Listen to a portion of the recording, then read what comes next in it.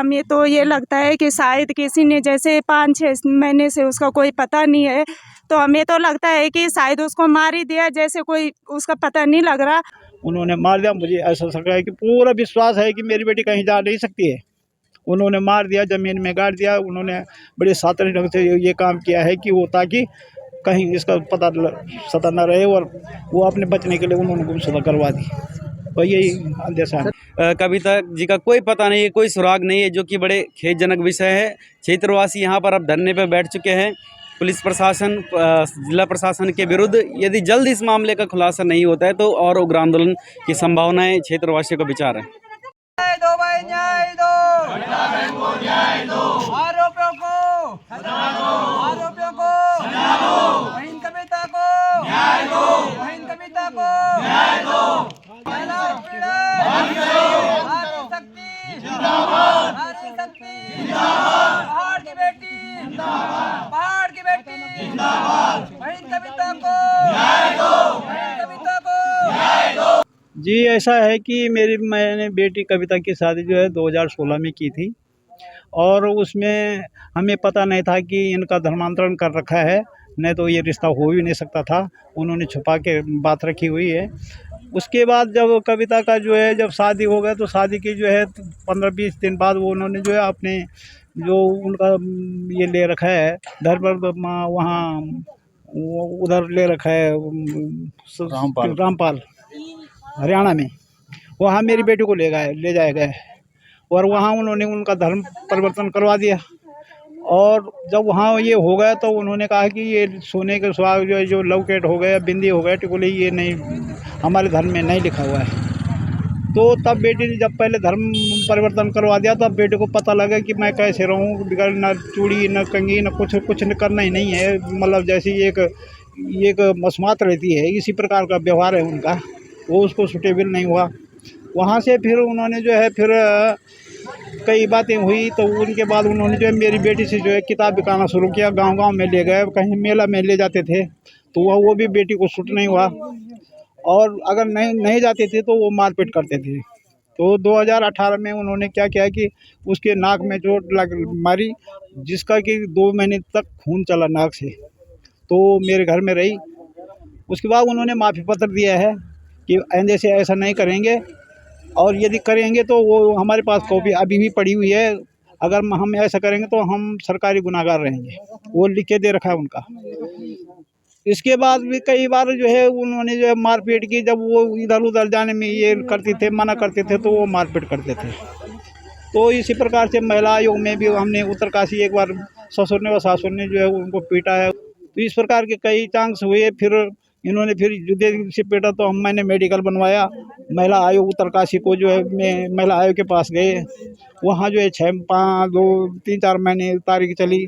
महिला आयोग ने ये आदेश किया कि भाई ऐसा है, यहाँ उत्तरकाशी रहो, यहाँ ऑफ कार्यालय भी है, ऑफिस भी हमारा है, अगर कोई परेशानी होगी तो हम आपके साथ हैं। तो इसी प्रकार से जब सिलसिला चलता रहा, तो उन्होंने प्यार प्रेम भी कोई होगा तो बिल्कुल उसको जो है ये पता लग गया कि अब ये सुधर गए हैं, और जैसा जो है वहाँ राजीनामा करवाया गया, उसके ठीक जो है 1 महीने या 15 दिन के बाद जो है उन्होंने वहाँ से कमरा चेंज करके फिर चिन्याली अपने गाँव घर ला दिया उसको, और फिर वही पिटाई करने लगे।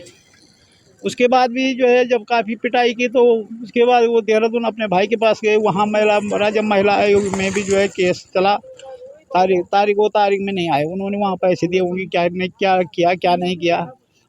उसके बाद सोचा उन्होंने कि भाई यहाँ भी हमें परेशानी झेलनी पड़ेगी, तो उन्होंने उसको जो बैला फुसला करके जो है वो जैसे देहरादून से आए और गाड़ी यहाँ पीपल मंडी में आए, वैसे जो है जैसे वो मेरी बेटी और मैं जो है देहरादून से आया, तो उसने अपनी गाड़ी लाई यहाँ पे, और वैसे बुलाया हुआ उसने अपनी गाड़ी में बैठाया और चिन्याली ले गए, और वहाँ उन्होंने उससे राजीनामा करवा दिया, और वो राज्य महिला आयोग देहरादून को भेज दिया। इसके बाद उसने फिर वही कहानी शुरू कर दी, पिटाई कर दी। तो लड़की जो है 2 महीने मेरे घर में रही, और मेरे घर में रही तो उन्होंने कहा कि भाई ऐसा है कि लड़के का बाप ही तुम ही लाओगे यहाँ। तो मेरी बेटी की जो 2 बेटियां हैं, ये एक 8 साल की, एक 6 साल की है, वो उनके अपने अंडर में रखे हुए थे कि ताकि जो है ये घूम घाम के जो है माँ की ममता के कारण से ये आएगी यहाँ।